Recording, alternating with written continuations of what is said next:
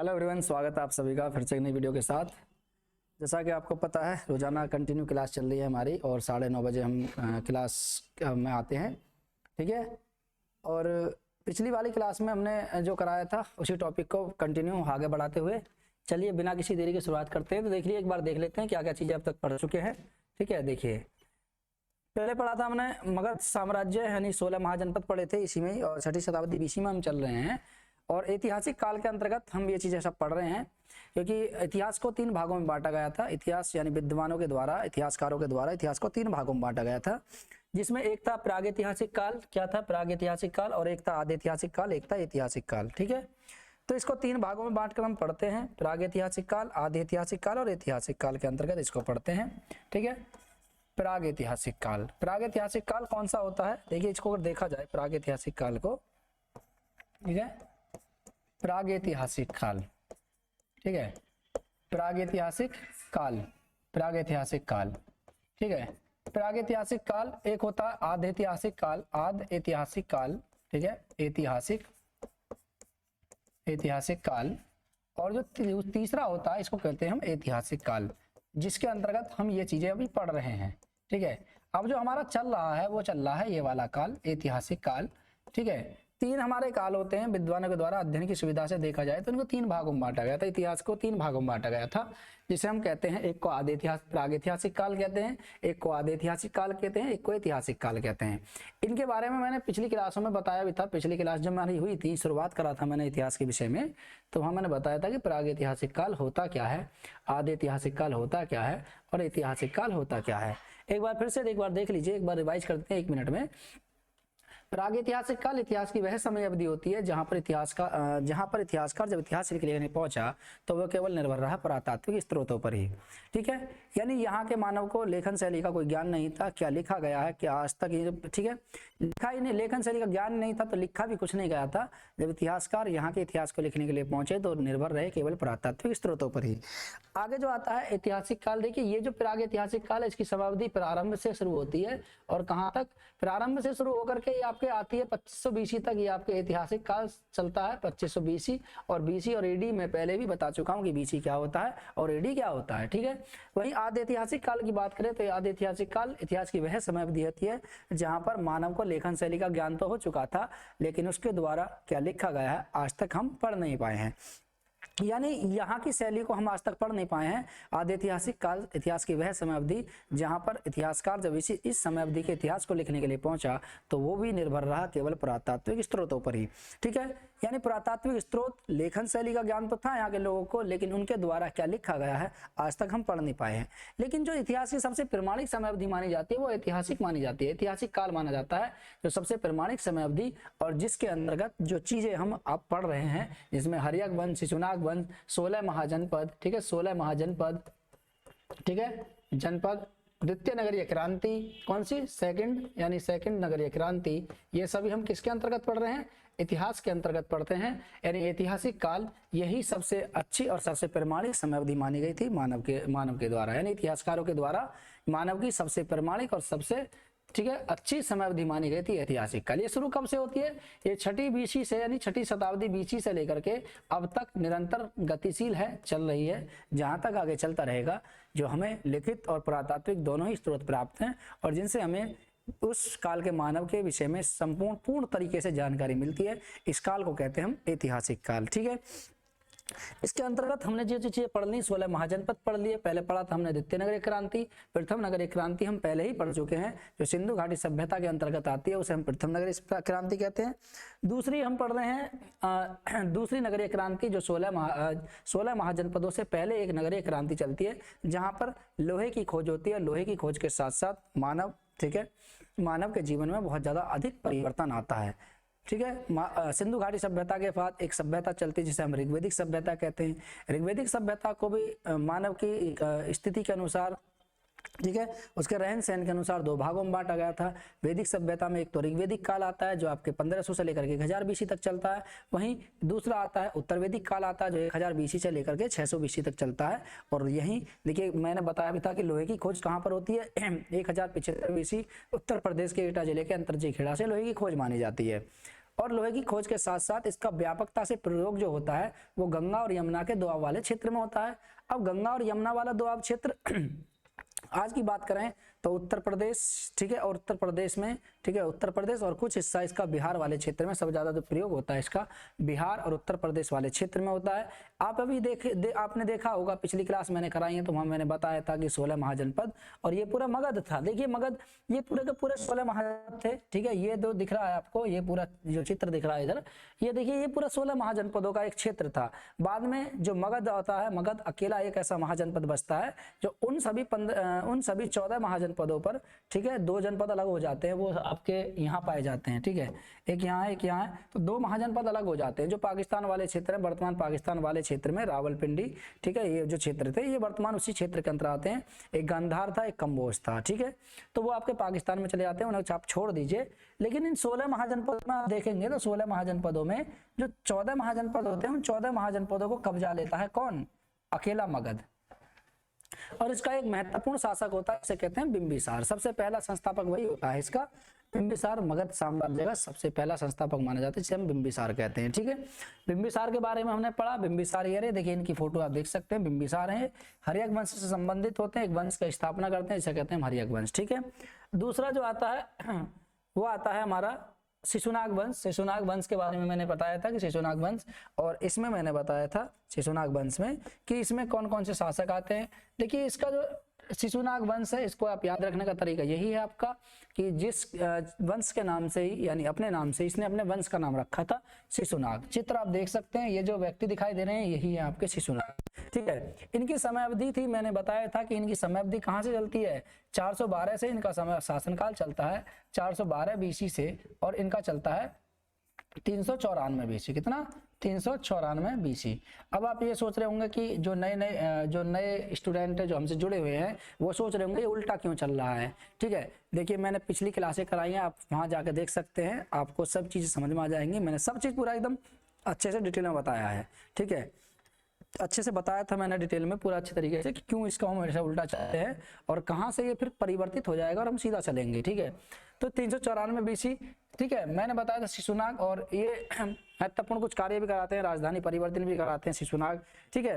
राजधानी अपनी वैशाली स्थानांतरित करते हैं। ये पहले जो राजधानी होती है पाटलिपुत्र, और मैंने बताया था कि पाटलिपुत्र नगर की जो स्थापना करता है उसका नाम क्या होता है, पाटलिपुत्र नगर का जो निर्माण करता होता है उसका नाम होता है उदयन या उदयभद्र, जो शिशुनाग का अजातशत्रु का पुत्र होता है। उन्हें हर्यक वंश भी कहते हैं, पितृहंता वंश भी कहते हैं। क्यों इन्हें पितृहंता वंश और हर्यक वंश कहा जाता है? क्योंकि देखिए वो अपने पिता को मार करके राजगद्दी प्राप्त करते हैं, इसलिए इन्हें क्या कहा जाता है, हर्यक वंश या पितृहंता वंश कहते हैं उसको, उस वंश को जो था आपके हर्यक वंश, ठीक है, पितृहंता वंश भी कहते हैं। शिशुनाग, इसकी समय अवधि 412 से लेकर 394 बीसी शिशुनाग वंश की होती है। उसके बाद इसका बेटा आता है, ठीक है। देखिए इसमें महत्वपूर्ण अवधि इसकी जो शिशुनाग का मैंने महत्वपूर्ण कार्य जो बताया था, मैंने सिर्फ ये बताया था कि अवंती को जीत करके मगध साम्राज्य में मिला लेता है और अपनी राजधानी कहाँ स्थानांतरित करता है, वैशाली में अपनी राजधानी स्थानांतरित कर देता है। देखिए क्वेश्चन अगर यहाँ से ये पूछा जाए कि मगध शासकों में ऐसा कौन सा शासक था, या मगध साम्राज्य के अंतर्गत ऐसा कौन सा शासक था जिसने अपनी राजधानी, ठीक है, पाटलिपुत्र से कहां पर स्थानांतरित की थी, वैशाली स्थानांतरित की, तो वो था पहला शासक शिशुनाग ही था, याद रखना शिशुनाग। बाद में इसका बेटा आता कालाशोक या काकवर्ण, वो अपनी राजधानी को फिर से पुनः कहां ले आता, पाटलिपुत्र। अब दूसरा क्वेश्चन यहाँ से ये बन जाएगा कि मगध शासकों में ऐसा कौन सा शासक था जिसने अपनी राजधानी पुनः पाटलिपुत्र स्थानांतरित की थी, तो पुनः पाटलिपुत्र जो स्थानांतरित की थी उसका नाम था कालाशोक या काकवर्ण। दूसरा ये भी आता है कि हाँ, देखिए कल नेट जेआरएफ का एग्जाम हुआ है और नेट जेआरएफ में एक क्वेश्चन आया था इसी प्राचीन भारत से अंतर्गत, जो हिस्ट्री वाला था।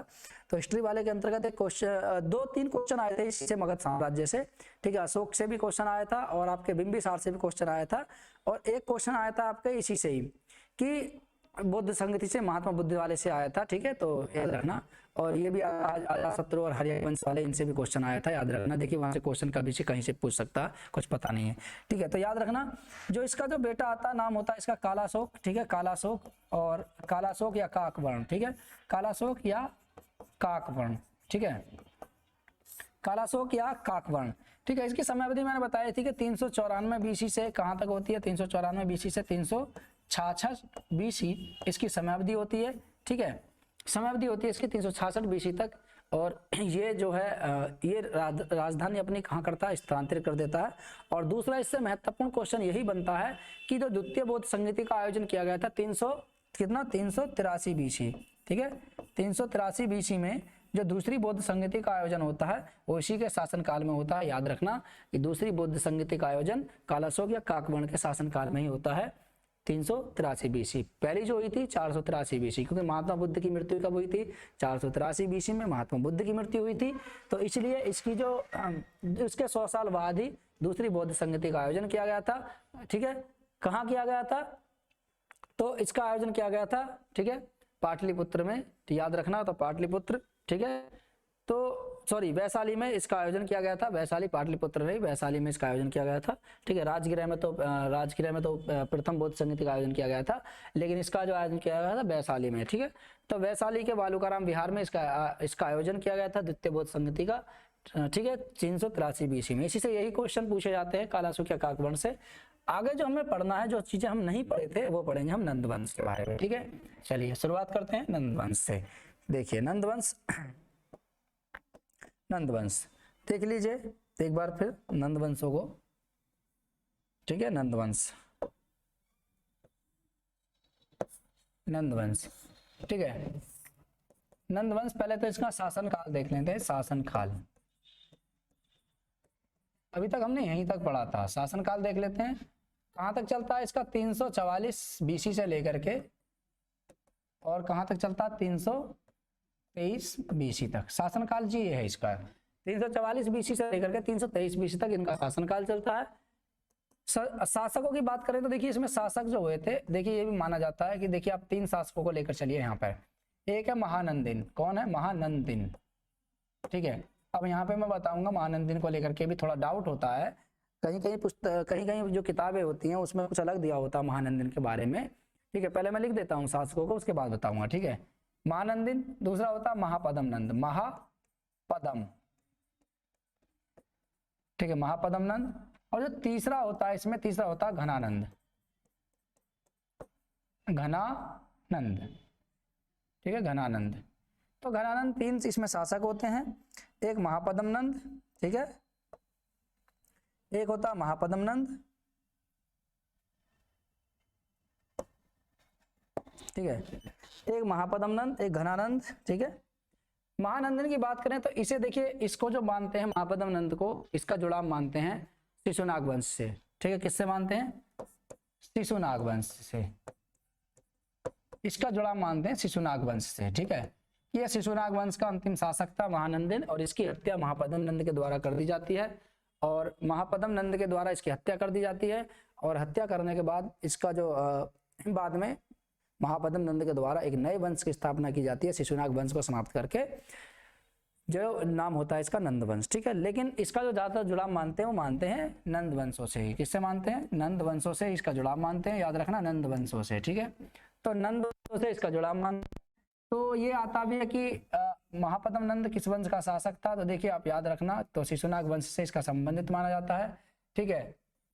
लेकिन अगर आए महानंदिन, देखिए नंदिन से नाम याद आ रहा है तो आप याद रखना नंद वंशों से। तो नंद वंश इसमें ज्यादातर पड़ता है, जो ज्यादातर भोगों में दिया होता है, तो वो नंद वंश से इसका जुड़ाव मानते हैं। लेकिन ऐसा भी माना जाता है कि देखिए जब नंद वंश की जो शासन काल था वो 344 से लेकर के 323 बीसी था, तो इतने बीच में जो गैप हुआ था, आप देखेंगे कि कालाशोक के बीच का जो गैप था, कालाशोक, देखिए कालाशोक या काकवर्ण, ठीक है, कालाशोक या काकवर्ण जो था, ये काकवर्ण, इसके विषय में मैंने कल भी बताया था, काकवर्ण पिछली क्लास में हम बात कर चुके हैं, इससे पिछली वाली क्लास में, कि काकवर्ण इसका नाम क्यों पड़ा। तो देखिए कालाशोक या काकवर्ण की अगर हम बात करें तो देखिए कालाशोक या काकवर्ण, इसका शासनकाल होता है कितना, 394 बीसी से 366 बीसी।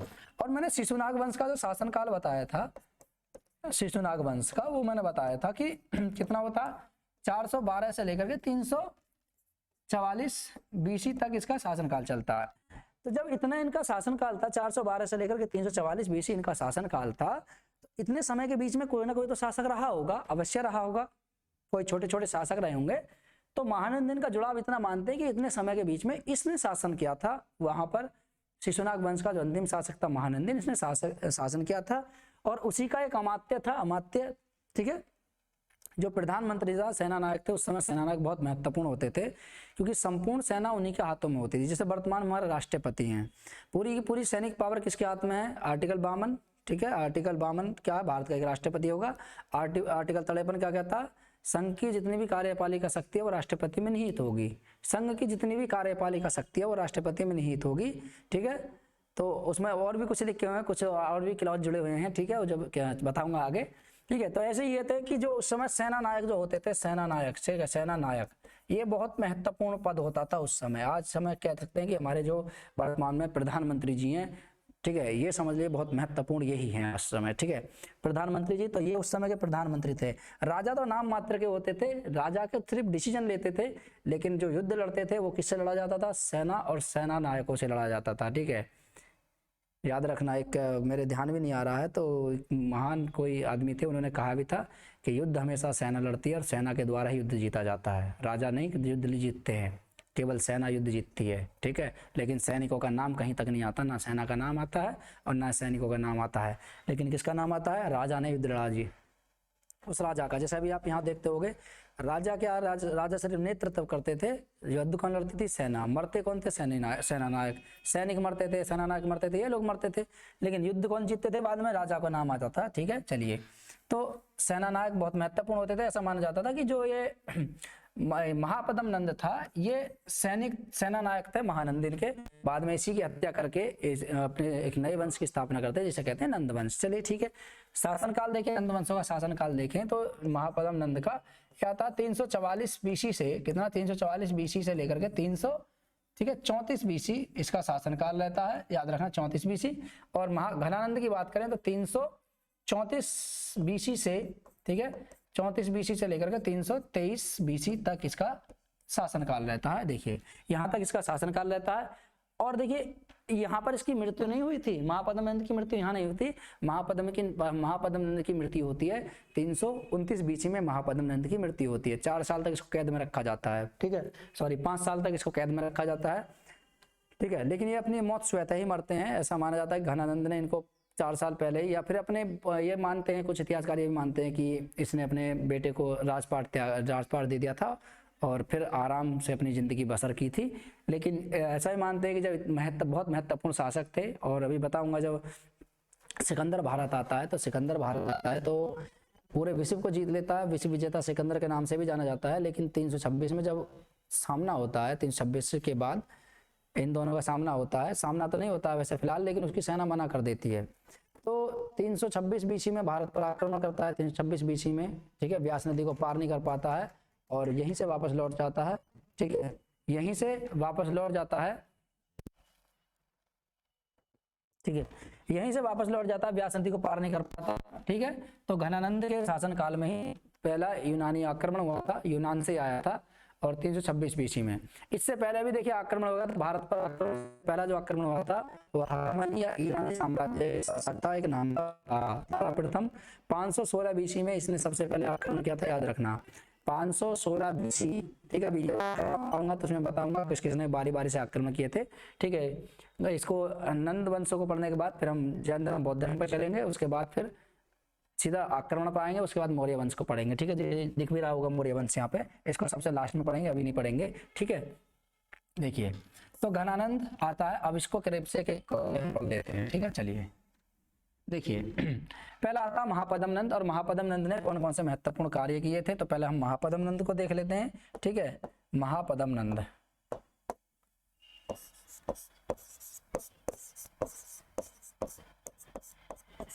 महापद्म नंद क्या महत्वपूर्ण कार्य किए थे इसने? एक एक को हम देख लेते हैं, ठीक है। तो देखिए सबसे पहले तो ऐसी बात है कि इसने देखिए कलिंग को जीता था। कलिंग को जीतने वाला ये पहला शासक था। बौद्ध ग्रंथों में इसे बौद्ध ग्रंथ महाबौद्धि वंश में इसे क्या कहा जाता है? देखिए बौद्ध ग्रंथ, एक बौद्ध ग्रंथ था महाबौद्धि वंश, ठीक है। बौद्ध ग्रंथ पूछ लिया जाता, बौद्ध ग्रंथ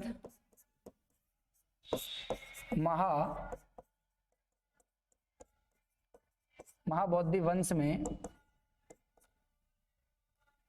वंश में इसे एकराट कहा जाता है। क्या कहा जाता है? एकराट या उग्रसेन कहा जाता है। उग्रसेन ठीक है। महाबौद्धि वंश में इसे उग्रसेन कहा जाता है, ठीक है। ये क्वेश्चन पूछा गया है, इसे उग्रसेन कहा गया है, उग्रसेन कहा गया है, ठीक है। यानी देखिए महापद्म नंद को महाबौद्धि ग्रंथ, ठीक है, पूछा जाता है बौद्ध ग्रंथ कौन सा है, तो लग रहा महाबौद्धि ग्रंथ है वो, ठीक है, महाबौद्धि ग्रंथ, ठीक है। नाम महाबौद्धि ग्रंथ है, ठीक है। कौन सा ग्रंथ है, बौद्ध ग्रंथ। महाबौद्धि ग्रंथ में इसे उग्रसेन कहा गया है।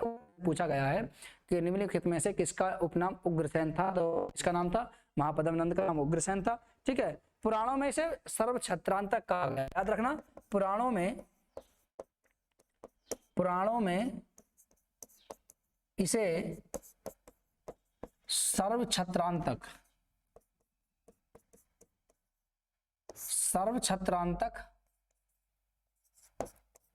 कहा गया है, सर्वछत्रांतक या एकराट कहा गया है, ठीक है। पुराणों में से क्या कहा गया है, सर्वछत्रांतक कहा गया है, ठीक है। इसने कलिंग पर आक्रमण किया, ठीक है। तो पहला ये शासक था जिसने कलिंग पर आक्रमण किया था, ठीक है। कलिंग को जीतने वाला पहला शासक था। अशोक से पहले भी, ठीक है, पूछा जाता है कि अशोक से पहले किसने कलिंग को जीता, तो कलिंग विजय की इसने, ठीक है। कलिंग को जीतने वाला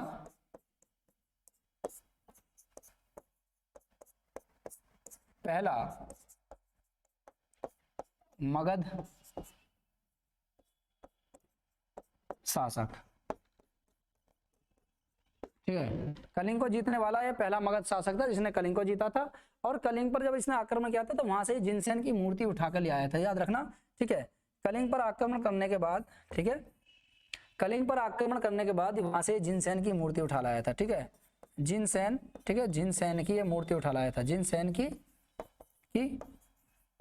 मूर्ति उठा लाया था,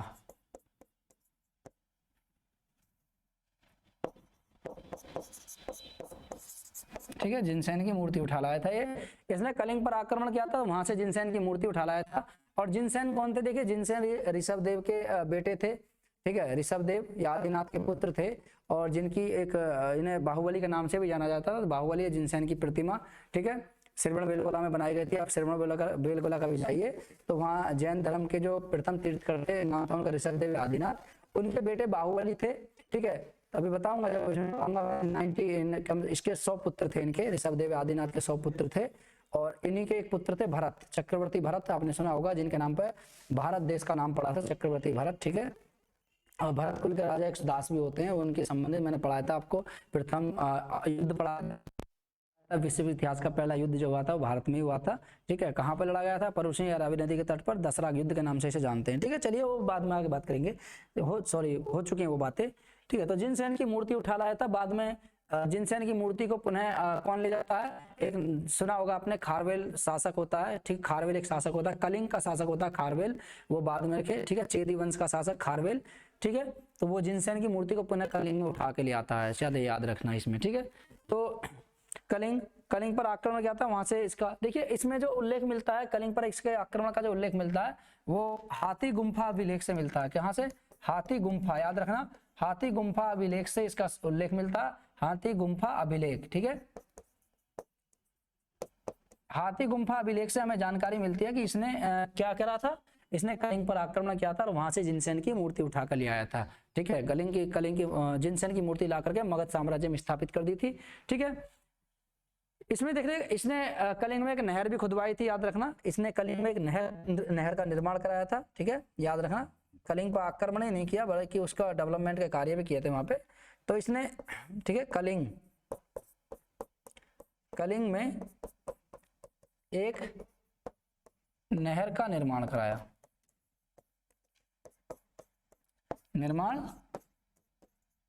ठीक है।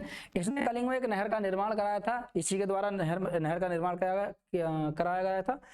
देखिए इसके समय में जो एक बहुत महान विद्वान थे, व्याकरणाचार्य थे, इन्हीं के दरबार में, ठीक है, इनके बहुत परम मित्र थे वो, ठीक है। तो मित्र का नाम था, याद रखना, ये थे, ठीक है। तो इनके परम मित्र का नाम था, पूछ लिया जाएगा इनके मित्र का नाम, ठीक है। इनके मित्र का नाम की बात करें तो इनके मित्र का नाम था, ठीक है, मित्र का नाम ठीक है, पाणिनि, ठीक है। पाणिनि इनके एक मित्र का नाम था, याद रखना, पाणिनि इनके एक मित्र का नाम था। और ये पाणिनि कौन थे, मैंने बताया था, ये व्याकरण के बहुत बड़े आचार्य थे, ठीक है। तो व्याकरण के बहुत बड़े आचार्य, सामान्यतः देखिए इनमें से यही पूछा जाता है कि नंद वंशों में कि कौन महत्वपूर्ण शासक था, ये चीज पूछते हैं। इन सब चीजों को कोई पढ़ाता नहीं है, बताता भी नहीं होगा कोई, ठीक है। लेकिन आप हमसे जुड़े हुए तो हम आपको पूरी तरीके से डिटेल में बताएंगे, ताकि आपका कोई भी क्वेश्चन छूटे नहीं। पता नहीं आजकल क्वेश्चन का कोई तरीका नहीं पता होता, कहाँ से किस प्रकार से क्वेश्चन पूछ लिया जाए, तो इसलिए आप हमारे साथ जुड़े रहिए, बने रहिए, ठीक है। तो इनके मित्र का नाम था पाणिनि, और पाणिनि व्याकरण के बहुत बड़े आचार्य थे, मैंने बताया था। पाणिनि अष्टाध्यायी, ठीक है, इन्होंने पुस्तक की रचना करी थी, ठीक है, व्याकरण थे, ठीक है। चलिए, तो अब इसकी सेना की अगर हम बात करें तो देखिए इसके पास बहुत बड़ी सेना थी। सेना की बात करें महापद्मनंद की सेना के विषय में, तो इसके पास लगभग कम से कम देखिए इसके पास लगभग 2 लाख पैदल सेना थी। कितनी थी? 2 लाख। सेना की बात कर लेते हैं एक बार। सेना 2 लाख पैदल सेना। कैसी थी? पैदल सेना। 2 लाख इसके पास पैदल सेना थी, इतनी बड़ी सेना थी प्राचीन काल की बात करें तो। 2 लाख इसके पास पैदल सेना, ठीक है। 60,000 घुड़सवार सेना थी इसके पास। कितनी थी? 60,000, ठीक है। 60,000 घुड़सवार सेना थी इसके पास। क्या थी? घुड़सवार। घुड़सवार मतलब घोड़े वाली सेना, अश्व सेना कहते थे। तो 60,000 इसके पास अश्व सेना थी, और वहीं 3 से लेकर 6,000 प्रशिक्षित हाथी सेना थी, यानी गज सेना। 3,000 से लेकर के 6,000 तक इसके पास क्या सेना थी? 3,000 से लेकर के 6,000 जो इसकी सेना थी वो हाथी वाली सेना थी, यानी गज सेना, ठीक है। तो सेना बहुत बड़ी थी इसके पास, और इसका फायदा इसके पुत्र को मिला था। इसके 8 बेटे थे, 8 बेटे थे, और 8वां जो बेटा था इसका नाम था घनानंद। और 8 देखिए आपको याद रखना, इसके नाम को लेकर के घनानंद का नाम किस प्रकार से पड़ा था। घनानंद का नाम जो पड़ा था वो इस प्रकार से पड़ा था कि 2 का घन कितना होता है? 8 होता है, ठीक है। 2 का घन होता है 8, और घनानंद के कितने पुत्र थे? 8 ही पुत्र थे। तो इसने 2 के घन से लगा करके इसने अपने पुत्र का नाम रखा था घनानंद, ठीक है। 2 का घन 8, इसलिए घनानंद का नाम रख दिया था उसका घन आनंद, ठीक है, घनानंद, ठीक है। महापद्मनंद, घनानंद, ठीक है। चलिए नेक्स्ट, आप चाहे तो इसका स्क्रीनशॉट ले लीजिए, नेक्स्ट कराता हूं फिर उसके बाद, ठीक है। चलिए देखिए नेक्स्ट की बात करें, ठीक है। देखिए जो आता है इसमें दूसरा आता है, नाम होता है इसका घनानंद, ठीक है। दूसरे का नाम आता है घनानंद का,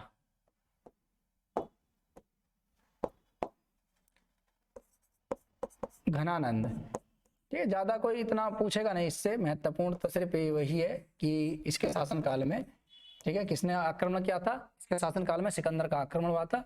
तो घनानंद, ठीक है। घनानंद शासनकाल की बात करें 334 बीसी से, ठीक है। कहां से? 334 बीसी से लेकर के 323 बीसी इसका शासनकाल चलता है, ठीक है। देखिए इसके समय में, ठीक है,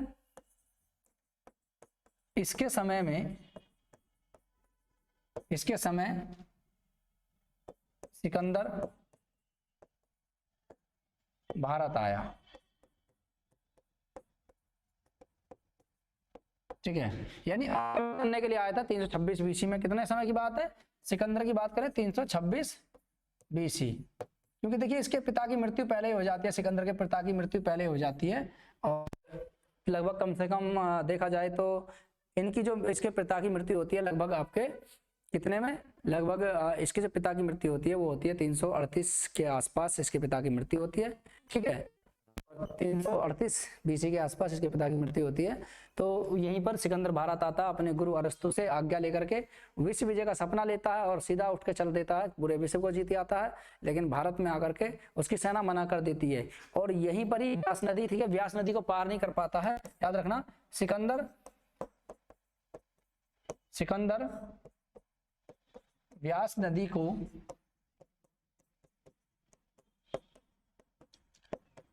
पार नहीं कर पाता, ठीक है। देखिए पार नहीं कर पाता था, लेकिन अब इतना है कि ये जलमार्ग और स्थल मार्ग आए थे स्थल मार्गों से, लेकिन जब वापस गए थे तो इसने अपनी व्यास नदी के बाद अपनी जो सेना थी उसको यहाँ पे 2 भागों में बांट दिया गया था।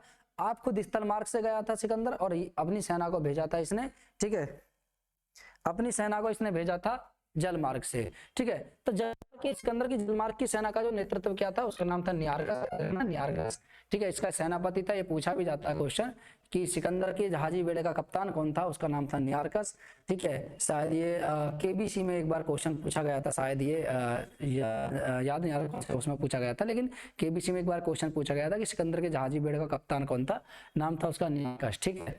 चलिए तो सिकंदर की सेना का सिकंदर भारत आया था, लेकिन व्यास नदी को पार नहीं कर पाया था। और इसी समय यानी सिकंदर ने एक बात बोली थी कि विश्व विजेता सिकंदर जो पूरे विश्व को जीत लिया वो आज अपनी सेना से हार गया, यानी जिसने पूरी विश्व की सेना पूरे विश्व को जीत लिया है आज वो अपनी सेना से हार गया है, इसलिए वो यहाँ से जा रहा है, ठीक है। रास्ते में जाते समय बेबीलोन में इसकी मृत्यु हो गई थी सिकंदर की, ठीक है। 323 बीसी में इसकी मृत्यु हो गई थी बेबीलोन में, और वहीं पर इसकी समाधि भी थी। और समाधि पर से जब इसकी मृत्यु हुई थी तो उससे पहले इसने कह दिया था कि जब मैं मरूं तो मेरे हाथों को बाहर निकाल दिया जाए, यानी इस प्रकार से कुछ इस प्रकार से हाथ निकाल दिया जाए और ये लिखवा दिया जाए मेरी कब्र पे कि विश्व विजेता सिकंदर जिसने पूरी दुनिया को जीत लिया आज खाली हाथ जा रहा है, यानी खाली हाथ आया था खाली हाथ जा रहा था। संदेश था कि यहाँ पर आप चाहे कुछ भी कर लीजिए, आप कितनी धन दौलत संपदा कमा लीजिए, लेकिन आप जब मरोगे तो आपके पास कुछ नहीं जाएगा, ठीक है। उस संदेश था उनका देने का ये, ठीक है।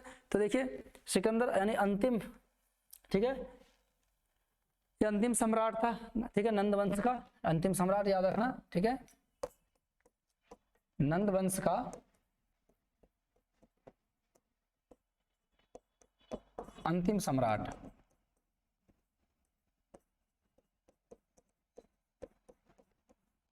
ये नंदवंश का अंतिम सम्राट था, याद रखना इसमें, ठीक है। नंदवंश का अंतिम सम्राट था ये। और देखिए इसी के समय में सिकंदर का आक्रमण हुआ था 326 बीसी में, मैंने लिख भी दिया। और देखिए इसके अमात्य की बात करें तो अमात्य मतलब इसके जो प्रधानमंत्री थे सक्टाल, कौन थे, सक्टाल और स्थूलभद्र, ठीक है। इसके अमात्य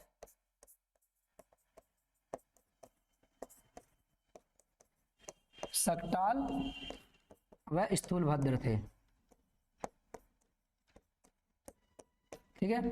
इसके जो अमात्य थे वो सक्टाल व स्थूलभद्र थे। अमात्य मतलब इसके जो मुख्य मंत्री थे, ठीक है, जो मुख्यमंत्री होते थे, ठीक है, जो प्रधानमंत्री होते थे, ठीक है, उन्हें क्या बोलते थे हम, अमात्य कहते थे। इसके कौन थे, सक्टाल व स्थूलभद्र थे।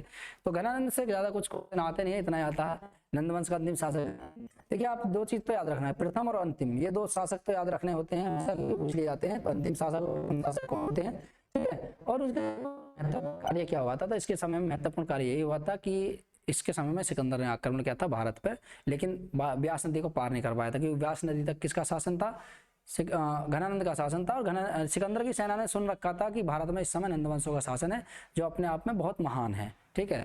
चलिए तो ये हमारा लास्ट टॉपिक था आज। नेक्स्ट क्लास में हम जो पढ़ेंगे वो जैन धर्म को लेकर के, यानी धार्मिक आंदोलन में एक आंदोलन को देखेंगे, कौन कौन से प्राचीन काल में आंदोलन चले, ठीक है। चलिए तो आज की क्लास में इतना ही, मिलते हैं नेक्स्ट में। विज्ञान दिवस है, शुभकामनाएं, फरवरी नेक्स्ट वीडियो।